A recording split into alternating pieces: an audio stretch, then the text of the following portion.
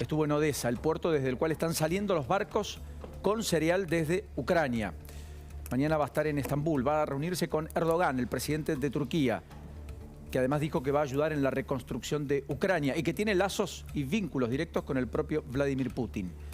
Que a propósito, efectivamente, tanto Putin como Emmanuel Macron, en las últimas horas, presidente de Rusia y de Francia respectivamente, acordaron una inspección de la Organización Internacional de la Energía Atómica. ¿A dónde? A la central nuclear de Zaporizhia, que ha generado innumerable preocupación, creciente preocupación en los últimos días a propósito de los ataques que se han dado. Rusia evalúa cerrarla ante la ola de bombardeos, de los cuales acusa a Ucrania. Ucrania acusa por su parte a Rusia. Claro. En el medio, todos temen por un efecto Chernobyl que dicen que sería potenciado por 10 si es que algo ocurriera en ese lugar. El ejército de Putin está bombardeando la segunda ciudad más grande de Ucrania. Mientras tanto, 11 muertos, hubo decenas de heridos. Me refiero a Kharkov, donde los ataques no han cesado. En esa Ucrania que está atravesada por la guerra hace ya un semestre. Realmente algo impensable cuando empezamos a hablar de todos estos temas en la última y delicada semana de febrero de este año. 6 meses ya casi. Tanto. Sí, es cierto. Y sin embargo parece un conflicto que llegó para quedarse.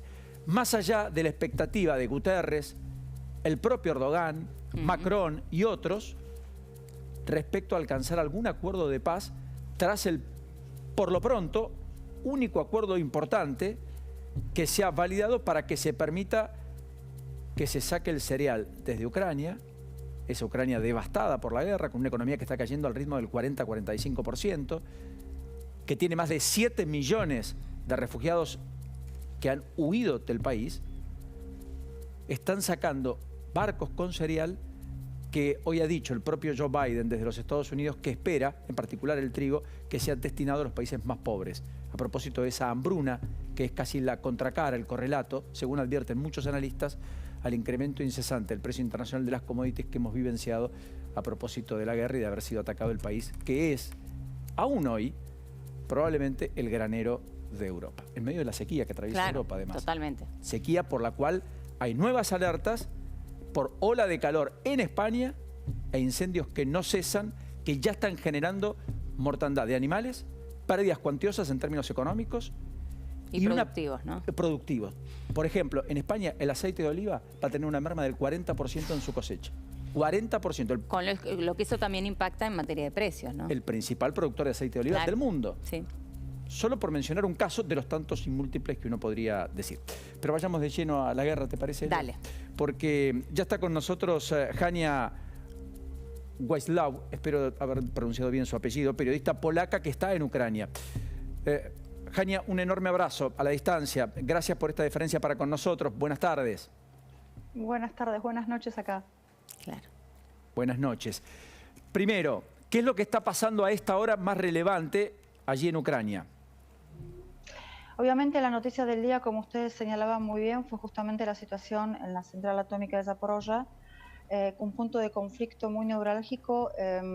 Como también ustedes decían, la idea que tiene Rusia es no desconectar, sino transmitir la energía que genera esta central a Rusia directamente, de alguna manera cortando la posibilidad de que Ucrania pueda gozar de estos suministros, por lo tanto cortando la luz, ¿sí? Este fue el tema del día. ¿Hasta qué punto tienen miedo o hay miedo de que pueda pasar algo justamente con la central atómica? Puede de alguna manera demostrarlo la situación en Lviv, donde el alcalde hoy ordenó que en los próximos días haya algún tipo de entrenamiento para la población frente a la posibilidad de un segundo Chernobyl. Hasta este punto están teniendo miedo, lo cual también se implica que todos los países bálticos que limitan con Ucrania y por ende también toda Europa estén con esta sensación. Ayer, por ejemplo, se hizo una especie de simulación en Polonia, tomando en cuenta los vientos, en cuánto tiempo llegaría la nube de radiación a Polonia si hubiera algún tipo de problema en la central atómica. Hay que tomar en cuenta una cosa muy importante. No hay que destruir la central atómica para que haya algún tipo de radiación. Basta con que algunos de los almacenes que están alrededor de la central, que contienen materiales radioactivos, tengan algún tipo de fuga por algún tipo de ataque, para que esta nube radioactiva ya se comience a generar. Por lo tanto, entonces no es solamente un peligro justamente en la misma central, es todo lo que hay alrededor de esta central atómica. Ahora, Jania, en este suerte de ejercicio que nos estás contando ante un peligro evidentemente inminente que están haciendo así en la zona, digo, ¿cuál sería el salvoconducto para la gente? También pensando en una Ucrania o unos alrededores también devastados, ¿no? No hay ninguna posibilidad de salvarse frente a una nube radioactiva. O sea, ¿qué podemos hacer? ¿Escondernos en el sótano? ¿Por cuánto tiempo? Es ilusorio pensar que podamos de alguna manera salvarnos frente a una posibilidad de una nube radioactiva. Yo calculo que estos entrenamientos que quieren hacer en diferentes ciudades por ahora ha comenzado, como les decía recién, en Lviv, será más que nada para poder controlar el pánico y el miedo de la gente.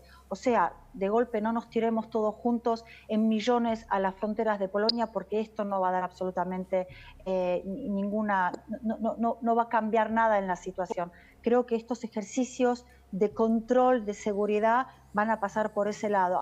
Pero frente a una posibilidad de radiación, en realidad no hay nada que podamos hacer. Sí.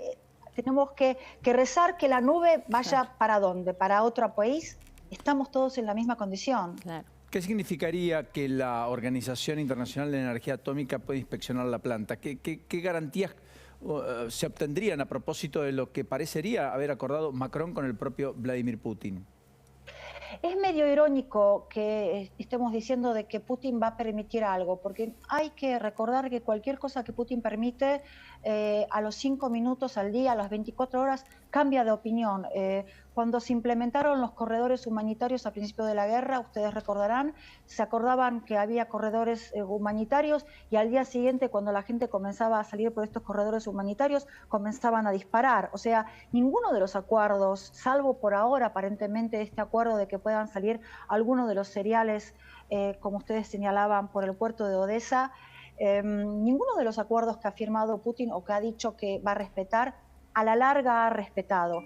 Además, va a permitir entrar para que chequeen o vean que está bien, que lo que ellos van a permitir que vean. O sea, Putin no cumple con nada de lo que dice y nada de lo que él nos muestra a la larga parece ser que sea verdad. Por lo tanto, acá los periodistas en general, todos los periodistas europeos, estas conversaciones o estos acuerdos que pueda tener Macron, Erdogan también ayer tuvo una reunión en Lviv justamente, entre otras cosas, con el presidente del país, con Zelensky, proponiendo que haya conversaciones de paz. Nadie aparentemente toma en serio lo que Putin puede llegar a decir, más allá de que hay que reconocer que Zelensky de ninguna manera dice que se va a sentar a hablar de ningún tipo de acuerdo. Creo que el punto de inflexión fue el momento cuando se liberó Irpin y Bucha y pudo verse la catástrofe o los homicidios que ellos habían cometido en esas ciudades, y creo que ahí en ese momento se cerraron todas las puertas para poder sentarse a conversar en una mesa. Ahora, Jania, con este panorama que vos bien nos relatás, digo, ¿cuál es el horizonte? ¿Hay algún horizonte? Digo, ya estamos cerca de los 6 meses desde el inicio de esta guerra. Hablando con la gente aquí en Kiev, yo estuve en Kiev hoy, estuve en Irpin, estuve en Bucha, en Berezyanka, que es una ciudad que está un poquito más lejos de Irpin, que son los 3 lugares más afectados. Hablando con la gente me preguntaba exactamente lo mismo que me preguntan ustedes. A mí como periodista me preguntan, ¿vos qué pensás? ¿Para cuánto tiempo va esto? Si yo tuviera que hacer un análisis de lo que veo hoy a lo que vi hace 3 meses, hace 2 meses, yo creo que esta guerra este año no termina. Yo con mucha suerte diría que quizás tengamos algún cambio para el próximo verano. Se viene un invierno muy duro, no solamente para Ucrania, se viene un invierno muy duro para toda Europa, con cortes de luz, con faltas de calefacción, y creo que los que más van a sufrirlo son justamente los ucranianos. El invierno es muy duro en esta parte del mundo.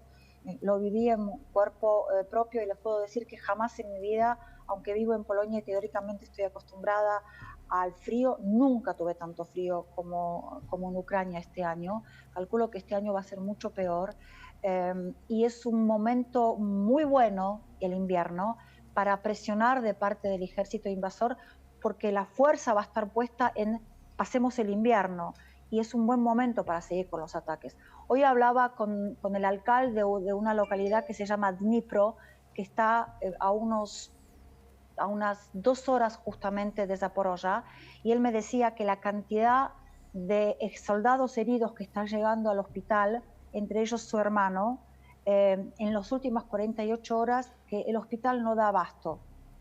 Esto es una señal de que está pasando algo muy fuerte. Otra señal que está pasando algo muy fuerte, que tampoco se dice, es que aquellos que participaban en la defensa territorial, o sea, los civiles que entraron para ayudar, hasta este momento la función que ellos tenían era estar en los checkpoints, en los retenes a la entrada de la ciudad, chequear de que los autos que salieran y entraban eran realmente autos de civiles o de periodistas y que no eran espías rusos, que hay muchísimos en este país.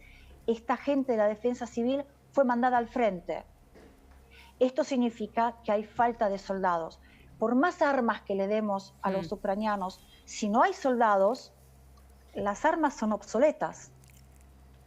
Es impactante, nos quedamos atónitos escuchándote, Jania, porque has hecho una descripción de lo que nosotros a distancia ya empezábamos a observar hace algún tiempo y le veníamos marcando, que es el desgaste. Es una población sometida a un desgaste que pocos ven, que más allá de la grandilocuencia en el accionar y de la resistencia heroica que pueda plantear la sociedad, el propio Zelensky, a la larga ese desgaste quiebra, duele, mata, hace que las personas huyan, que no puedan contra tamaña fortaleza, en particular de un ejército que en términos naturalmente militares es muy superior a Ucrania. En un país donde además regiones separatistas, entre comillas, permitime el término, ya venían combatiendo hace 8 años, pese a que el mundo miraba para otro lado. O sea, has hecho una descripción fantástica para comprender un poco más en profundidad lo que allí está sucediendo con este dato alarmante que deja Helio, que es que han recrudecido, por lo que marcás, los ataques, porque los hospitales no están dando abasto y porque se han resentido las fuerzas militares y ya los civiles que iban a acompañar y a hacer tareas de apoyo están terminando o están convirtiéndose en soldados. Claro. En el frente, en el mismísimo frente, esto hay que tomarlo en cuenta porque están participando en el frente, en las partes más difíciles de las batallas. Hay una cosa más que quisiera también señalar con lo que vos decías del desgaste. Este desgaste no es solamente militar, a mí me impactó realmente. Vengo pensando en esto toda la tarde. Cuando yo me fui de Ucrania hace 2 meses, me fui dejando una sociedad absolutamente unida y muy detrás de su presidente. Hoy me encuentro 2 meses detrás con una sociedad que está fuertemente cuestionando el porqué de esta guerra, preguntando todo el tiempo por qué no nos preparamos mejor, por qué Zelensky, en vez de construir carreteras que nunca se construyeron, o sea, gastar muchísimo dinero en carreteras que nunca llegaron a su efecto, o por ejemplo en un puente que une Crimea con Ucrania, paralizó la fabricación de armas. ¿Por qué en este momento el único partido opositor que había en este país era un partido prorrosista? Por lo tanto, está prohibido en este momento. Pero, ok, es el único partido opositor que había, no todos eran prorrusos. Ahora es interesante, es muy interesante, Jania, lo que nos estás contando, porque es cierto que aquí lo mostrábamos, digo, veíamos que en su totalidad hablaban de Zelensky como un héroe, del que no existían ni siquiera cuestionamientos, ¿no? Y ya ahora empiezan a aparecer. Sí, lo están cuestionando muy fuerte. Ok, lo está cuestionando por ahora la clase media. La clase media en este país es solamente un 20%. Después hay un 50% de clase baja y lo que queda es la clase alta. Tienen una clase alta muy grande debido a la corrupción. Este es un país donde su principal problema es la corrupción. Yo entré hoy me dijeron una frase excelente hoy. Estuve paseando a la mañana por la capital y entré en un centro comercial donde las primerísimas líneas más caras del mundo están a la venta. La persona que me estaba acostumbrando, mi productor local, me dice, ¿sabes qué es esto? Le digo, ¿qué es esto? Este es el monumento vivo a la corrupción. Este centro comercial es el monumento vivo a la corrupción. Y creo que es una muy buena definición de lo que es Ucrania. Un país que tiene muchos problemas de la corrupción y la gente lo está empezando a cuestionar. En la medida que empiecen a cuestionar al presidente y lo que esté haciendo, que es lógico después de estos meses, el país se está empezando a dividir. Entonces, están empezando a tener dos guerras. Una guerra interna, política, debido a las diferencias políticas, y una guerra militar. Yo no sé si un país, con el desgaste que está teniendo Ucrania en este momento, pueda llevar sobre sus barcas dos guerras, una interna y otra externa. Enorme abrazo, Hanna, a la distancia. Gracias, Has sido muy generosa. Gracias. Solo como dato adicional, estamos hablando del granero de Europa todo el tiempo. Sí. En simultáneo que tenemos que decir uno de los países más pobres de Europa. Quizás eso explique el tramo final de lo que Jania decía. Urgente, a esta hora.